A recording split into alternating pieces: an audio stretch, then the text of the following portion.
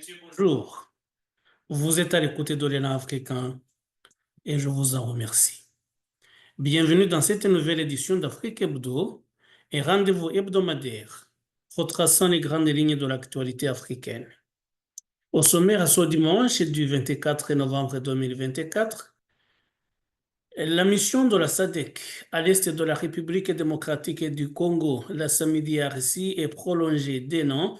La décision a été prise lors d'un sommet extraordinaire des chefs d'État et de gouvernement de leur organisation qui s'est tenu mercredi à Harare, au Zimbabwe.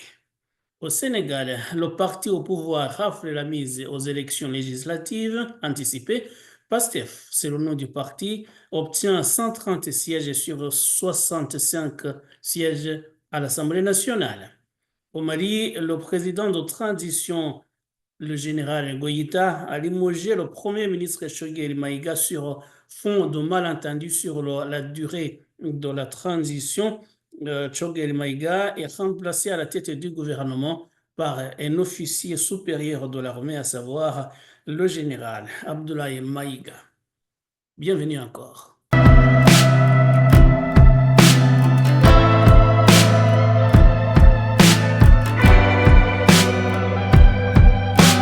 Les dirigeants des pays de la SADC ont décidé mercredi de prolonger d'un an la présence des troupes régionales déployées pour combattre les rebelles dans l'est du Congo déchirés par le conflit et se sont également engagés à œuvrer en faveur de la paix au Mozambique où des élections contestées ont alimenté les troubles.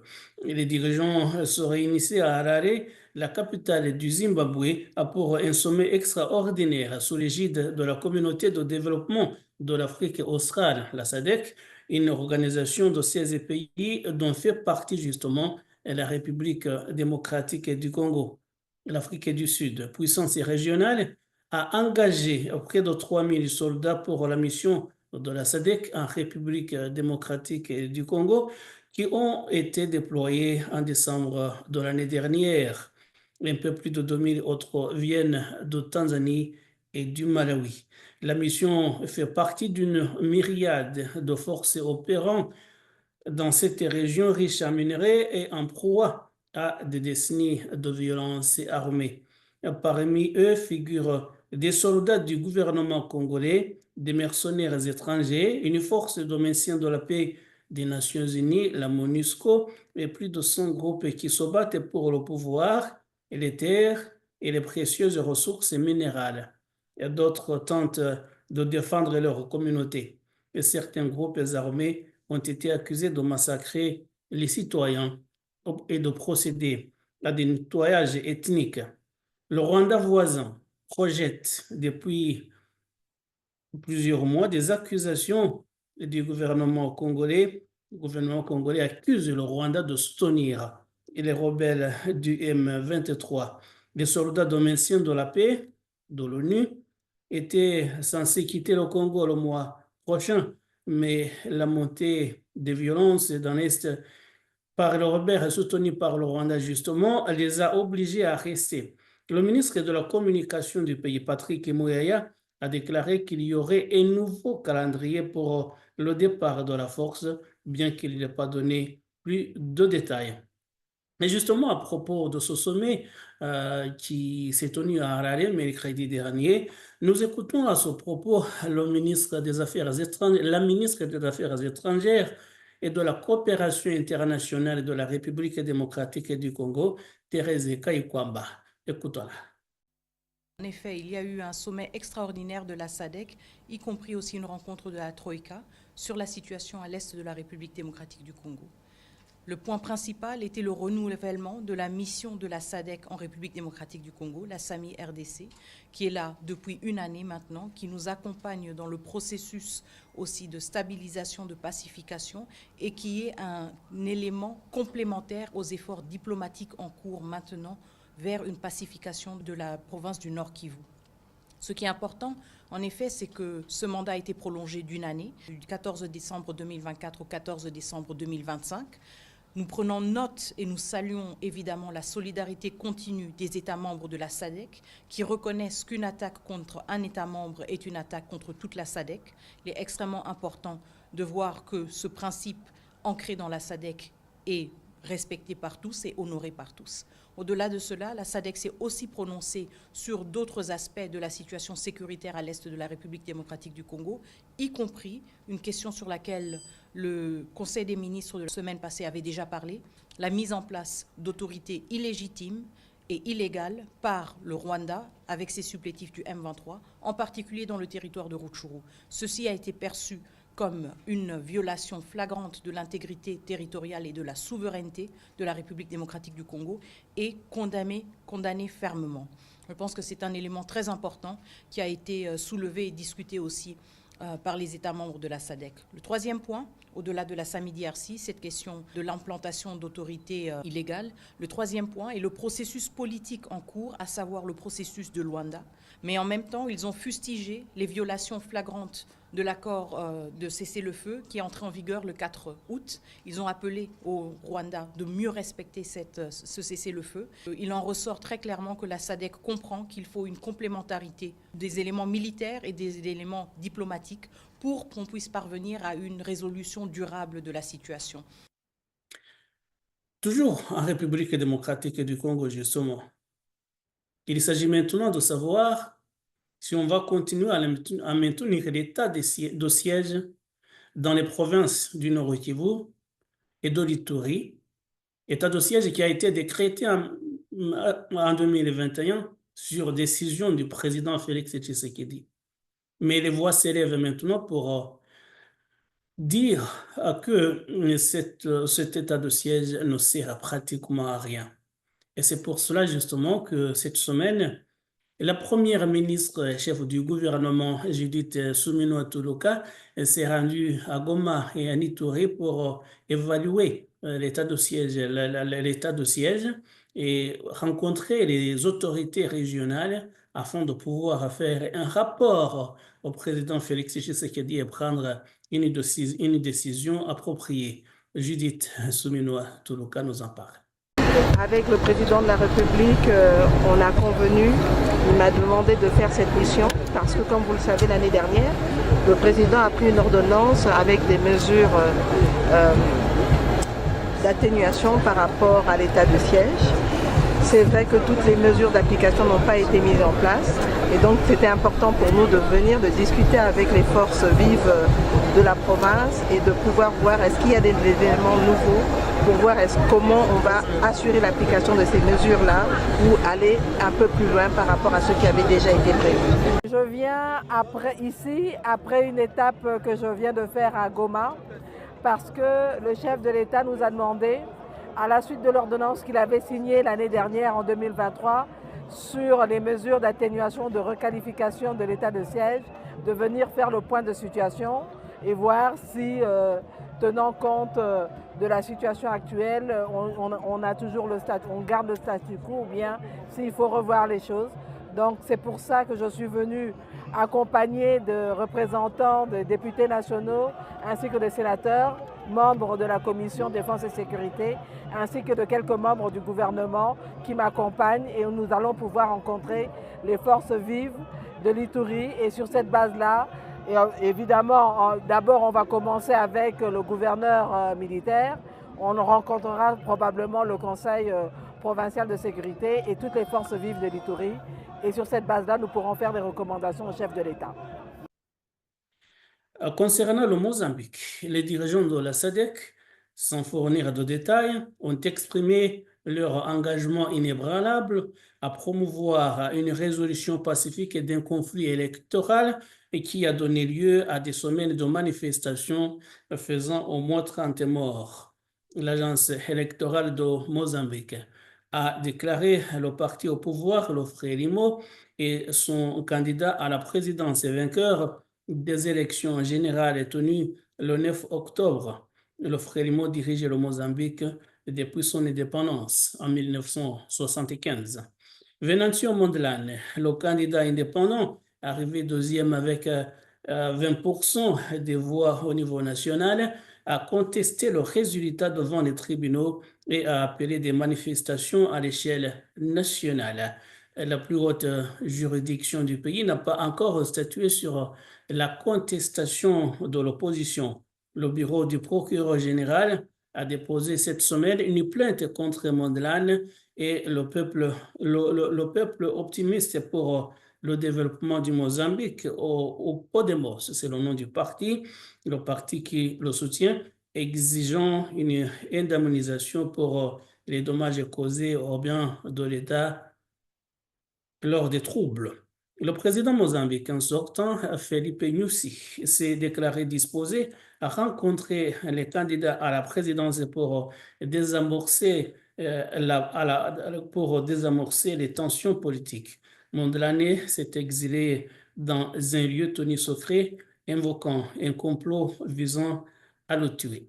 Le gouvernement du Kenya a déclaré qu'il enquêtait sur la façon dont un éminent leader de l'opposition ougandaise avait été enlevé de Nairobi cette semaine, au milieu de critiques croissantes selon lesquelles il n'avait pas réussi à protéger les dissidents étrangers sur son sol. Le gouvernement kenyan, Kizza Besigye, opposant au président ougandais Yoweri Kaguta Museveni, a disparu samedi dans la capitale kenyane. Il a réapparu mercredi de cette semaine devant un tribunal militaire de l'Ouganda voisin où il a été inculpé de délits, notamment de possession illégale d'armes à feu.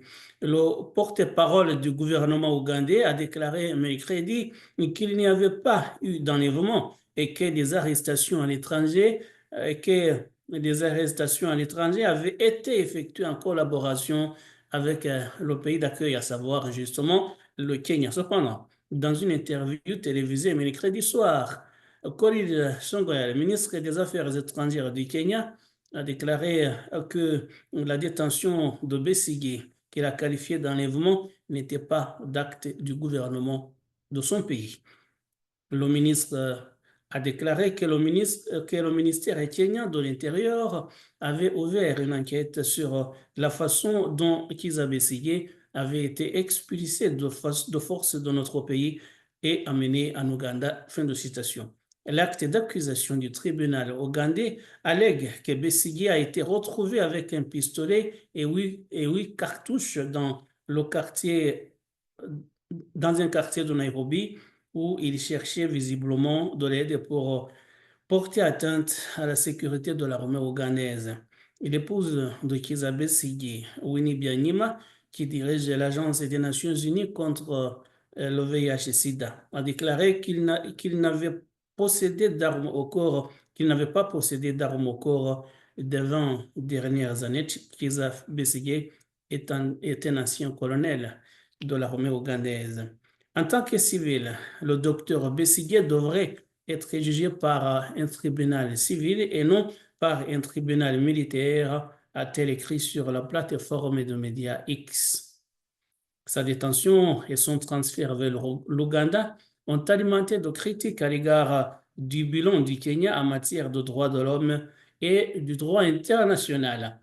En juillet, les autorités kenyanes ont expulsé 36 membres du parti politique de Besigye vers l'Ouganda, où ils ont été accusés d'infractions liées au terrorisme. L'Union européenne rappelle son ambassadeur du Niger suite aux accusations de mauvaise gestion de l'aide humanitaire. L'Union européenne a rappelé son ambassadeur au Niger sur fond d'indifférent avec le pays concernant la gestion de 1,3 million d'euros d'aide humanitaire. Signe de la détérioration des relations avec le Niger, Bruxelles a réagi aux accusations du régime militaire selon lesquelles elle aurait versé directement aux organisations non gouvernementales une aide financière pour venir en aide aux victimes des inondations, contournant ainsi les autorités locales. L'Union européenne exprime son profond désaccord avec les allégations et les justifications avancées par les autorités de transition, a écrit samedi dernier le service européen le samedi de la semaine dernière, le service européen pour l'action extérieure, le service des affaires étrangères de l'Union européenne dans un communiqué. L'Union européenne a déclaré qu'elle continuerait à soutenir la population du Niger. L'aide humanitaire est essentielle. Il est fourni Elle est fournie de manière neutre, impartiale et indépendante et est mise en œuvre par les agences des Nations Unies, les organisations internationales et les ONG. Rien ne devrait justifier l'utilisation de l'aide humanitaire à des fins politiques, a déclaré le service des affaires étrangères de l'Union européenne. L'Union européenne a ajouté qu'elle avait rappelé son ambassadeur au Niger, le diplomate franco-portugais Salvador Pinto da Franca, pour une consultation à Bruxelles.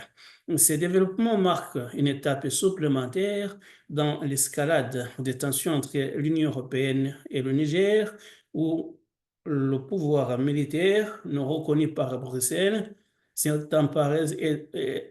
dirige le pays depuis le coup d'État de l'été 2023.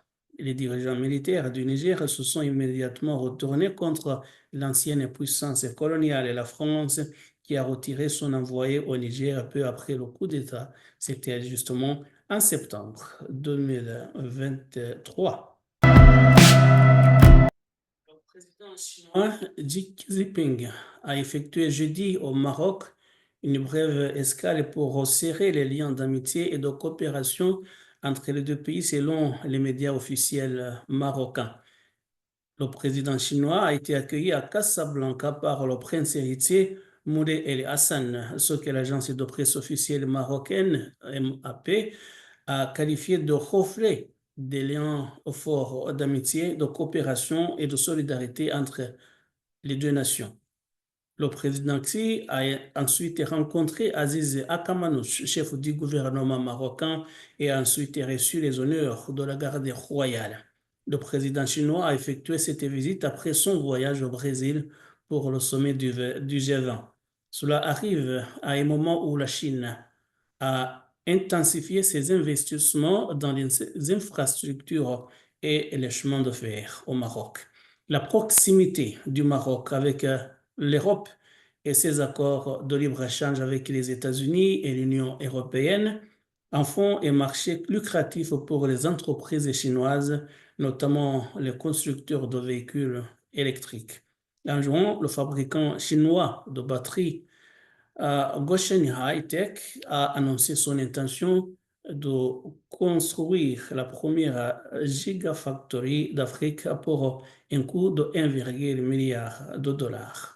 Au Sénégal, la Commission nationale de recensement des votes a dévoilé jeudi 21 novembre 2024 les résultats des élections législatives anticipées tenues dimanche 17 novembre. Les chiffres confirment une victoire écrasante du parti PASTEF dirigé par Ousmane Sonko, qui s'impose comme le grand vainqueur de ce scrutin. Le parti PASTEF a obtenu 130 sièges sur les 165 aux élections législatives sénégalaises, obtenant ainsi une majorité parlementaire. Ce résultat, suite à la dissolution antérieure de la Chambre par le président Faye, lui ouvre la voie à la poursuite d'un programme de réformes ambitieux malgré les défis budgétaires actuels.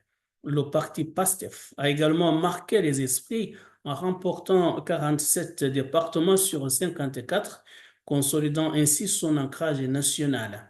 Ce succès dépasse de loin la majorité qualifiée des 99 députés nécessaires pour gouverner sans opposition significative. Le président Bassirou Diomaye Faye, qui a accédé au pouvoir en avril après une victoire électorale décisive, a dissous l'Assemblée nationale prématurément, contestant le refus de l'opposition d'approuver les projets de loi de l'exécutif. La nouvelle majorité parlementaire devrait faciliter la poursuite du programme de réforme du président Faye et de son premier ministre Ousmane Sonko, qui a joué un rôle crucial dans le succès électoral. Cependant, son administration est confrontée à des défi immédiat de s'attaquer à une crise budgétaire pressante tout en élaborant un nouveau budget. Le soutien législatif confirmé sera vital pour la mise en œuvre des objectifs politiques du président et de son gouvernement. Le Premier ministre malien Choguel Maïga a été limogé. C'est ce qu'a annoncé mercredi à la télévision nationale le porte-parole de la présidence. Cela fait suite aux propos tenus par le désormais ex-chef du gouvernement samedi de la semaine dernière, selon lesquels le pouvoir militaire a échoué à organiser des élections dans le cadre d'une transition promise de 24 mois vers la démocratie. Les dirigeants militaires qui ont pris le pouvoir lors de coups d'État successifs en 2020 et 2021 avaient promis d'organiser des élections en février, mais avaient reporté le vote sine die pour des raisons techniques. La semaine dernière, Choguel Maïga a déclaré qu'il n'y avait eu aucun débat sur le report des élections au sein du gouvernement et qu'il avait pris connaissance de la décision par les médias. Tout cela se passe dans le secret le plus total, à l'insu du Premier ministre, a déclaré Choguel Maïga aux journalistes samedi. Depuis 2 ans, je suis en train de demander aux militaires, il faut qu'on s'assoie pour discuter de ce que va devenir la transition à la fin. Au lieu de faire cette discussion que j'ai bloquée au M5, on crée des dissidences, on crée 100 partis politiques en 2 ans. Alors que les assises avaient interdit de créer des partis. Et cette patience, certains ont compris que c'est de la faiblesse, mais ils n'ont rien compris. Nous sommes habitués à nous battre politiquement depuis 50 ans. Ces propos ont déclenché des tensions avec les militaires au pouvoir, débouchant à reporter une réunion du conseil ministériel prévue mercredi, a déclaré une source proche du désormais ex-premier ministre. Maïga avait défendu avec ferveur le pouvoir militaire malien, alors que ses voisins ouest-africains et ses alliés internationaux critiquaient sa coopération militaire avec les mercenaires russes et les retards répétés des élections.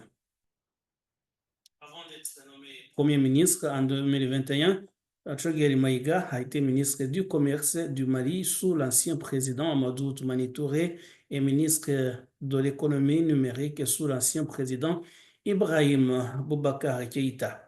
Maïga était également le chef de la coopération d'opposition M5 RFP qui a dirigé les manifestations contre Keïta avant son renversement. Le Premier ministre Choguel Maïga limogé a été remplacé à la tête du gouvernement par le général Abdoulaye Maïga, dont le gouvernement est constitué essentiellement par des officiers de l'armée malienne. Premier ministre, ministre de l'administration territoriale et de la décentralisation, général de division Abdoulaye Maïga. Ministre de la Défense et des anciens combattants, général de corps d'armée Sadio Kamara. Ministre de la Sécurité et de la Protection civile, général de division Daoud Ali Mohamedine. Ministre de la Réconciliation, de la Paix et de la Cohésion nationale, général de corps d'armée Ismaël Ouagé. Ministre de la Santé et du Développement social, colonel Assa Badialo Touré. Le chef de l'opposition du Somaliland, Abdrahmane Siro, a battu le président sortant Muse Bihi Abdi lors des élections de la semaine dernière. C'est ce qu'a annoncé mardi la commission électorale, établissant ainsi une passation du pouvoir alors que la région séparatiste somalienne fait pression pour une reconnaissance internationale. Le Somaliland jouit d'une autonomie de facto depuis qu'il a déclaré son indépendance de la Somalie en 1991, ce qui restreint l'accès au financement international et la capacité de ses 6 millions d'habitants à voyager. Le président Siro, chef du parti d'opposition Wadani, a remporté 64% des voix contre 35% pour son prédécesseur Bihi. C'est ce qu'a déclaré Moussa Hassan, président de la commission électorale du Somaliland. occupant un emplacement stratégique à la jonction de l'océan Indien et de la mer Rouge. Le Somaliland considère que la reconnaissance internationale est à sa portée après avoir signé en janvier un accord préliminaire avec l'Éthiopie enclavée qui accorderait à Addis Abeba une bande de terre sur sa côte en échange de sa reconnaissance. Le Somaliland espère également que la nouvelle administration américaine du président élu Donald Trump sera favorable à sa cause. Plusieurs responsables politiques africains de premier plan depuis le premier mandat de Trump ont exprimé leur soutien à sa reconnaissance. La région séparatiste a connu une période de paix relative depuis qu'elle a accédé à l'autonomie il y a 30 ans, au moment même où la Somalie s'enfonçait dans une guerre civile dont elle n'est pas encore sortie. Même si Siro a manifesté un large soutien au pacte proposé avec l'Éthiopie, son engagement à le mettre en œuvre n'est pas clair. Certains analystes soupçonnent qu'il pourrait être plus ouvert au dialogue avec le gouvernement somalien qui s'oppose à l'accord. L'accord a détérioré les relations de la Somalie avec l'Éthiopie, un contributeur majeur à la force de maintien de la paix en Somalie combattant les militants islamistes et a rapproché le gouvernement somalien des rivaux historiques de l'Éthiopie, à savoir l'Égypte et l'Érythrée. Et les présidents somaliens et djiboutiens voisins, dont les relations avec le Somaliland étaient également tendues sous pays, ont félicité Siro pour sa victoire. Somalie, toujours, 24 personnes sont mortes dans le naufrage de 2 bateaux au large de Madagascar, dans l'océan Indien. C'est ce qu'a annoncé dimanche le gouvernement somalien. Le ministre somalien des Affaires étrangères, Ahmed Moualim Fiki, a déclaré que 46 personnes avaient été secourues. Nous travaillons sans relâche pour garantir que les survivants soient ramenés chez eux en toute sécurité et reçoivent les soins nécessaires, a-t-il déclaré. La plupart des passagers étaient de jeunes Somaliens et leur destination restait floue. De nombreux jeunes Somaliens entreprennent chaque année des voyages dangereux à la recherche de meilleures opportunités à l'étranger. Une délégation dirigée par l'ambassadeur de Somalie en Éthiopie doit se rendre à Madagascar ce lundi pour enquêter sur l'incident et coordonner les efforts visant à aider les survivants. Le ministre des Affaires étrangères somalien a également déclaré dimanche que l'ambassadeur de Somalie au Maroc examinerait un rapport distinct sur les jeunes Somaliens bloqués sur les côtes marocaines. On ne sait pas exactement quand l'incident au Maroc a eu lieu et Fiki, le ministre des Affaires étrangères, n'a pas fourni beaucoup de détails. L'Agence des migrations des Nations Unies a par le passé exprimé son inquiétude face à l'augmentation des cas de migration irrégulière en provenance des pays de la Corne de l'Afrique, alors que les gens fuient les conflits et la sécheresse et la pauvreté de façon générale. En avril, 38 migrants sont morts et 22 autres ont été sauvés des naufrages au large de Djibouti sur une route populaire vers le Yémen. La plupart des personnes secourues étaient de nationalité somalienne et éthiopienne.